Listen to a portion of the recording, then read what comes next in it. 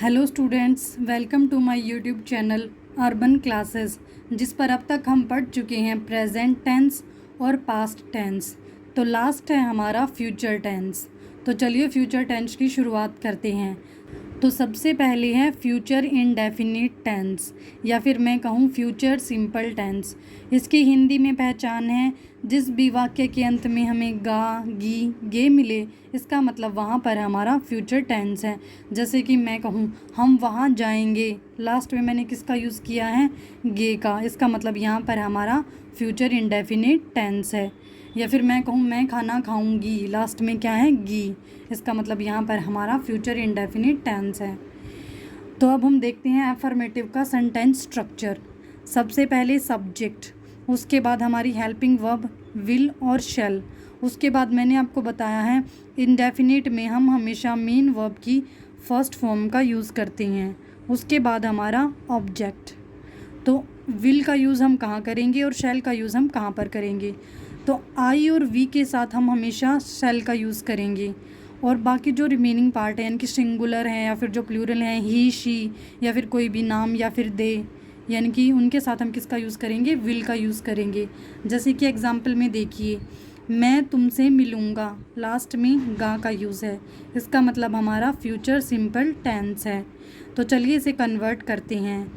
मैं means I, उसके बाद आई के साथ हम यूज़ करते हैं शैल का, तो हम शैल हेल्पिंग वर्ब का यूज़ करेंगे। उसके बाद मेन वर्ब की first form means to say meet, उसके बाद हमारा ऑब्जेक्ट यानी कि you, I shall meet you, मैं तुमसे मिलूँगा।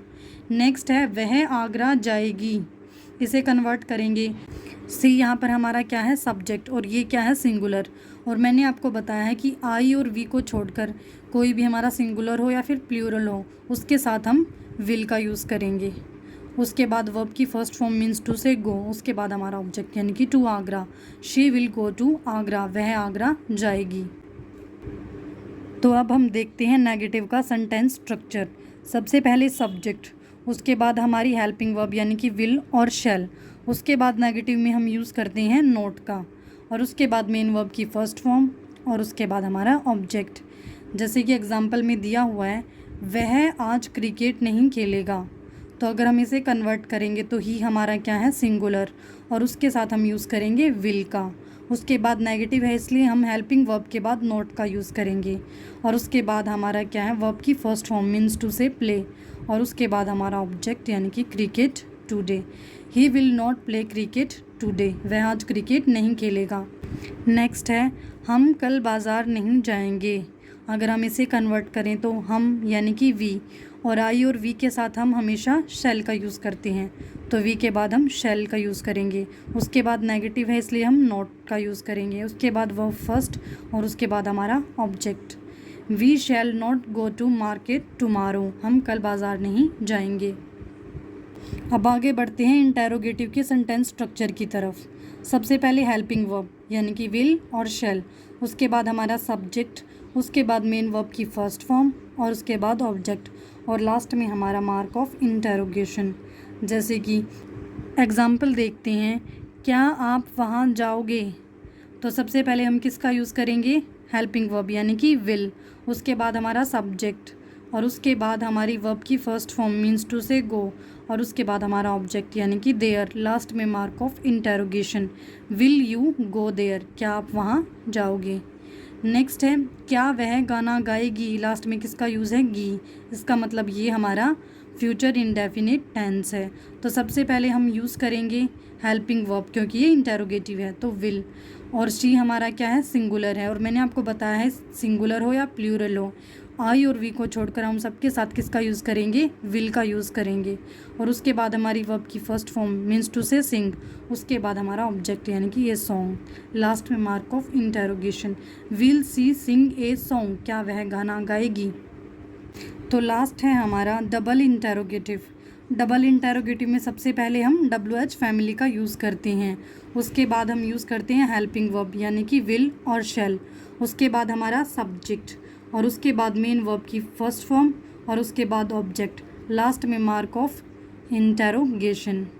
एग्जाम्पल है हम कल कहाँ जाएंगे, यहाँ पर कहाँ यानी कि हमारा WH फैमिली वर्ड है वेयर, उसके बाद हम यूज़ करेंगे हेल्पिंग वर्ब शैल का, क्योंकि वी के साथ हम किसका यूज़ करते हैं, शैल का। उसके बाद वर्ब की फर्स्ट फॉर्म, उसके बाद हमारा object. Where shall we go tomorrow, हम कल कहाँ जाएंगे। नेक्स्ट है वह कब आएगा, तो व्हेन, WH फैमिली वर्ड है हमारा व्हेन, यानी कि कब। उसके बाद हेल्पिंग वर्ब, उसके बाद सब्जेक्ट, और उसके बाद हमारी वर्ब की first form when will he come, वह कब आएगा। तो यहाँ पर हमारा फ्यूचर सिंपल टेंस कंप्लीट हुआ। तो चलिए अब हम करते हैं फ्यूचर कॉन्टिन्यूअस टेंस। इसकी हिंदी में पहचान है, जिस भी वाक्य के अंत में हमें रहा होगा, रहे होगे मिले, इसका मतलब वहाँ पर हमारा फ्यूचर कॉन्टिन्यूअस टेंस है। और कॉन्टिन्यूअस की पहचान मैंने आपको बताई है कि उसमें कोई भी काम चल रहा होता है, और यहाँ हम बात कर रहे हैं फ्यूचर कॉन्टिन्यूअस की, तो हमारा कोई भी काम क्या होगा, चल रहा होगा। जैसे कि मैं कहूँ मैं कल दिल्ली जा रही होंगी, तो ये हमारा कौन सा टेंस है, फ्यूचर कॉन्टिन्यूअस टेंस। मतलब कोई काम तो होगा लेकिन वो अभी नहीं, फ्यूचर में होगा, तो इसीलिए ये हमारा फ्यूचर कॉन्टिन्यूअस टेंस है। तो अब हम देखते हैं अफर्मेटिव का सेंटेंस स्ट्रक्चर। सबसे पहले सब्जेक्ट, उसके बाद हमारी हेल्पिंग वर्ब यानी कि विल और शैल, और इसके बाद हम इसमें किसका यूज़ करते हैं, बी का यूज़ करते हैं फ्यूचर कॉन्टिन्यूअस टेंस में। उसके बाद कॉन्टिन्यूअस में हम हमेशा मेन वर्ब की फर्स्ट फॉर्म के साथ ING का यूज़ करते हैं, और उसके बाद हमारा ऑब्जेक्ट, जैसे कि वह आ रहा होगा, लास्ट में किसका यूज़ किया है मैंने, रहा होगा। इसका मतलब यहाँ पर हमारा फ्यूचर कॉन्टिन्यूअस टेंस है। तो अगर हम इसे कन्वर्ट करें तो ही हमारा सिंगुलर है, उसके साथ हम विल का यूज़ करेंगे। उसके बाद बी, उसके बाद वर्ब की फर्स्ट फॉर्म के साथ ING यानी कि coming, he will be coming, वह आ रहा होगा।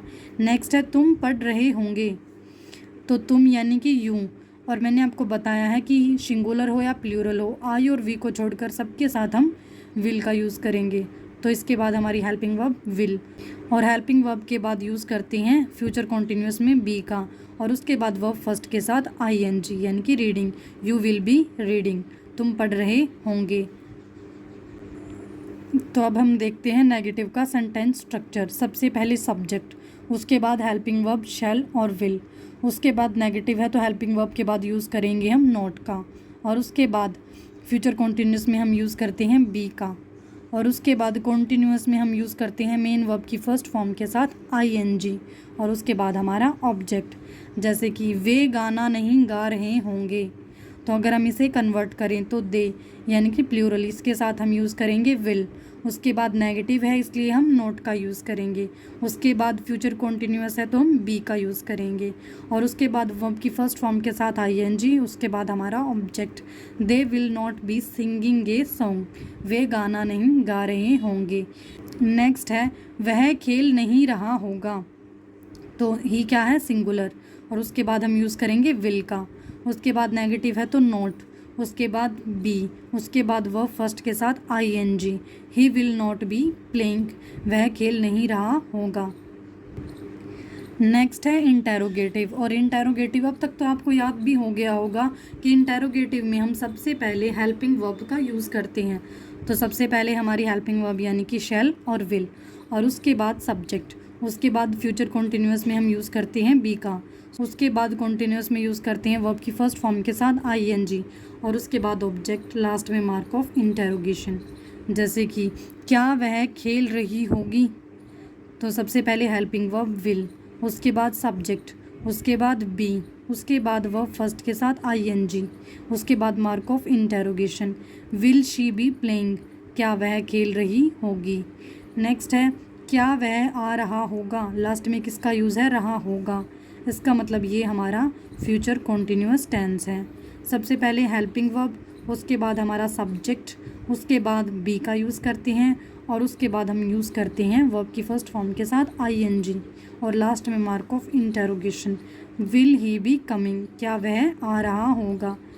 और अगर स्टूडेंट्स में ये कहूँ क्या वह नहीं आ रहा होगा, तो हम इसमें नोट का यूज़ कहाँ करेंगे।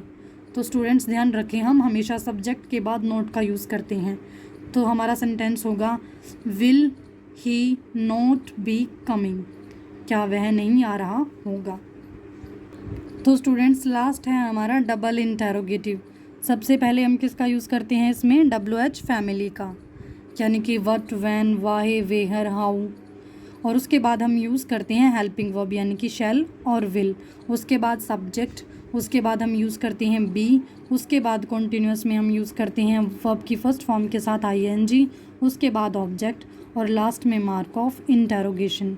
जैसे कि वह कहाँ पढ़ रहा होगा, तो यहाँ पर हमारा WH फैमिली वर्ड है कहाँ यानी कि वेयर, तो सबसे पहले हम वेयर का यूज़ करेंगे, उसके बाद हमारी हेल्पिंग वर्ब मीन्स टू से विल, उसके बाद हमारा सब्जेक्ट, उसके बाद बी और उसके बाद वर्ब की फर्स्ट फॉर्म के साथ आईएनजी, उसके बाद mark of interrogation, where will he be reading, वह कहाँ पढ़ रहा होगा। नेक्स्ट है मैं कब तक तुम्हारा इंतज़ार करता रहूँगा। स्टूडेंट्स इसका आंसर आप नीचे कमेंट बॉक्स में लिखें। और आज हमने फ्यूचर इंडेफिनिट और फ्यूचर कॉन्टिन्यूस टेंस को अच्छे से पढ़ लिया है, तो कल हम करेंगे फ्यूचर परफेक्ट टेंस और future perfect continuous tense. Thank you.